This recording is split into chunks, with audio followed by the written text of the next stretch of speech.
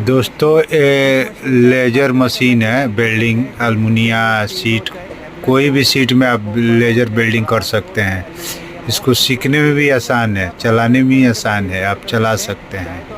देखिए कितना अच्छा है, इसका लुक भी अच्छा था। लेजर मशीन है, फिलर वायर भी डाल सकते हैं, ऐसे भी वायरिंग भी डाल सकते हैं, कैसे भी कर सकते हैं आप। देखिए कितने जी है, आपको सीखने में कोई टाइम नहीं, 1 घंटे में सीख सकते हैं। बहुत बढ़िया इजी है। ठीक है, ओके। अगर ये देखना है तो इससे